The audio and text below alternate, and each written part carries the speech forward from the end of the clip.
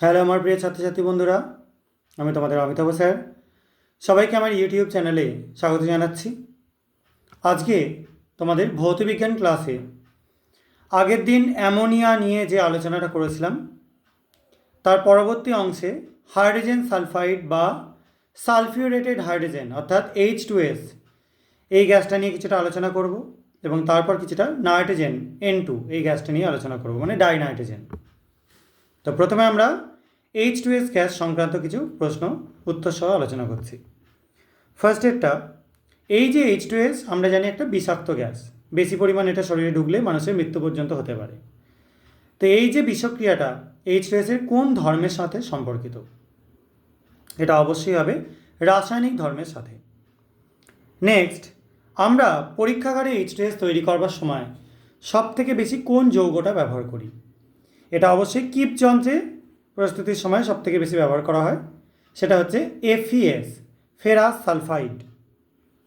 Next, H2S পরীক্ষা যখন আমরা H2S নিয়ে প্রিপারেশান করি, H2S তৈরি করার চেষ্টা করি, H2S নিয়ে না H2S তৈরি করার চেষ্টা করি, তখন কোন অ্যাসিডটা ইউজ করা যায় না? এটা অবশ্যই হবে HNO3, নাইট্রিক অ্যাসিড।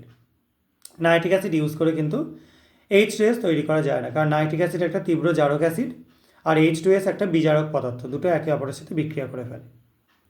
আর নাইট্রিক অ্যাসিড উদ্বায়ীও বটে, সেটা উদ্বায়ী অবস্থায় থাকবার জন্যই কিন্তু আরও H2S এর সাথে বিক্রিয়া করে, কারণ সালফিউরিক অ্যাসিড ব্যবহার করা যায় কিন্তু সালফিউরিক অ্যাসিড জলীয় দ্রবণ থেকে বেরিয়ে আসে না, অর্থাৎ এটা উদ্বায়ী না, সেই জন্য জেনারেলি বিক্রিয়াটা হয় না। কিন্তু H2S যখন আমরা নাইট্রিক অ্যাসিড ইউজ করে করতে যাব তখন কিন্তু বিক্রিয়াটা হবে। নেক্সট, H2S আমরা যদি রাসায়নিক প্রকৃতি বলি সেটা কীরকম হবে? সেটা অবশ্যই হবে আম্লিক প্রকৃতির, অ্যাসিডিক। এই জন্য যে কোনো ক্ষারকীয় পদার্থের সাথে, বিভিন্ন ক্ষারের সাথে এটা বিক্রিয়া করে এবং ক্ষারকের সাথেও, সমস্ত ক্ষারকের সাথেই বিক্রিয়া করে। নেক্সট, অ্যামোনিয়ার যে সংকেতটা, এটা আমি আগের দিন বলতে ভুলে গিয়েছিলাম, সেটা কে আবিষ্কার করেন, মানে কে তৈরি করে সেই সংকেতটা? এটা অবশ্যই ডেভি, সায়েন্টিস্ট ডেভি।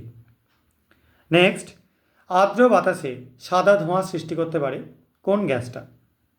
এটা অবশ্যই HCl gas, hydrogen chloride gas. Next, hydrogen সালফাইডের ক্ষারগ্রাহিতা কত? এটা অবশ্যই 2, কারণ H2Sটা প্রথমে H+, HS- এটায় ভাঙে, HS- আবার ফার্দার H+, S2- ভাঙে, অর্থাৎ H2S তার থেকে 2H++ S2-।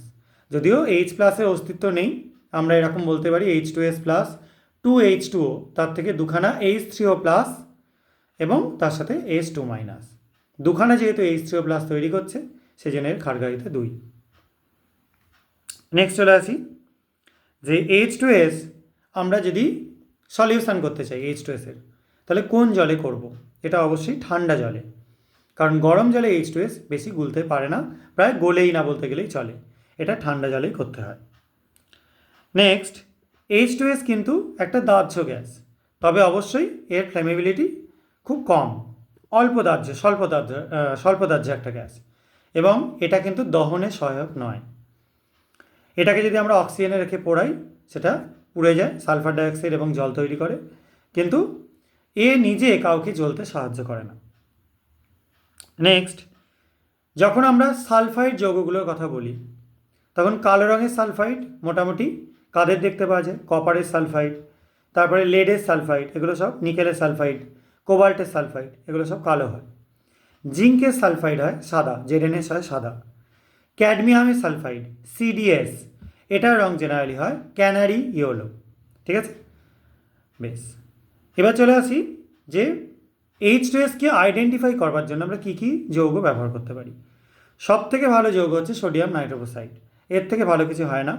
সোডিয়াম নাইট্রোক্সাইডের দ্রবণের মধ্যে যোগ করা হলে, H2S গ্যাস আছে এরকম কোনো জায়গায় যোগ করা হলে, অথবা সালফাইড S2- র্যাডিকাল আছে এমন জায়গায় যোগ করা হলে সেটা একটা বেগুনি বর্ণের দ্রবণ তৈরি করে।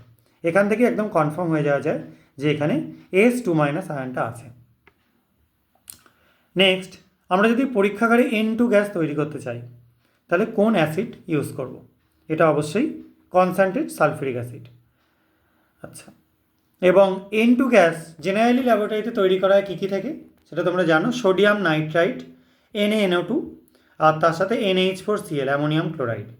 সরাসরি অ্যামোনিয়াম নাইট্রাইট থেকে কিন্তু এই নাইট্রোজেন গ্যাস তৈরি করা হয় না, কারণ অ্যামোনিয়াম নাইট্রাইট যদি সামান্য পরিমাণ তাপ পায় ভয়ঙ্কর বিস্ফোরণ করে।